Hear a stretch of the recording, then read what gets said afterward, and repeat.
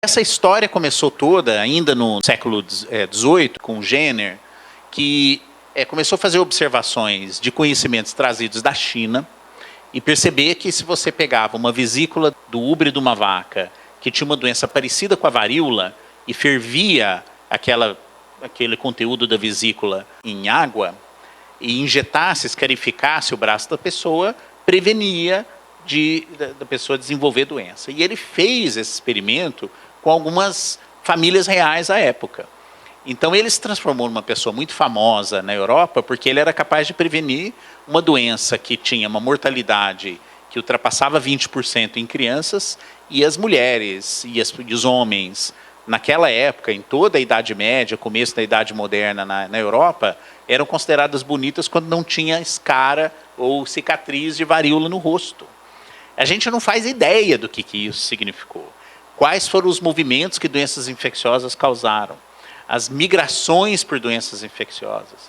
A peste negra matando centenas de milhões de pessoas numa época que a população do planeta não tinha 1 bilhão. Então a gente tinha tragédias recorrentes na nossa história provocadas por esses agentes que começaram a ser prevenidas com esses produtos. A introdução das vacinas não foi uma coisa fácil, porque as pessoas acham que descobriu a vacina e vai começar a ter uma fila de gente para ser vacinado. E não é verdade, porque a primeira coisa que se falava à época que Jenner fazia a vacina da varíola com vesículas de úbre da vaca é que as pessoas iam se transformar em vacas. Então tinha cartoons da época que tem pessoas que vacinaram, entravam na vacinação, saía crescendo chifre, rabo, essas coisas. Então esse negócio de fake news e brigar com gente que nega vacinas, que sempre existiu. Em 1917, as autoridades sanitárias brasileiras resolveram fazer uma campanha de vacinação da varíola no Rio de Janeiro e teve a famosa Guerra das Vacinas, que foi um episódio que a população se rebelou, teve a entrada do exército para forçar a vacinação, gente morreu nas ruas brigando com o exército, queimaram imóveis, carros, etc., para forçar a vacinação das pessoas. A paralisia infantil, crianças que nasciam e não conseguiam, tinham a doença, muitas delas morriam, muitas delas ficavam com sequelas de paralisia motora gravíssimas. Na década de 50, o presidente americano chamado Franklin Roosevelt, ele tinha sequela de poliomielite, ele sempre era filmado da barriga para cima, etc. E ele tinha uma intenção pessoal de se encontrar um problema para essa doença. Criou-se essa campanha nos Estados Unidos, muito por estímulo dele.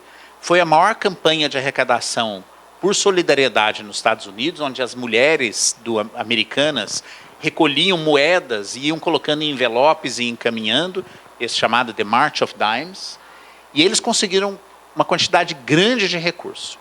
E isso foi investido em um pesquisador chamado Jonas Salk, que era da Universidade de Michigan. E aí ele descobriu uma vacina lá em competição com outro pesquisador, que era o Albert Sabin. E eles se odiavam, mas eles conseguiram, depois cada um ao seu jeito, chegar a uma vacina.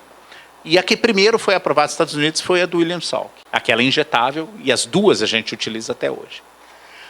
Quando descobriu a vacina e anunciou-se a descoberta da vacina dos Estados Unidos, foi feriado nacional, todas as igrejas e escolas foram convocadas a fechar e fazer uma celebração, todos os sinos de todas as igrejas badalaram para celebrar o grande acontecimento deles terem aberto os resultados do estudo e provado que a vacina contra a poliomielite funcionou.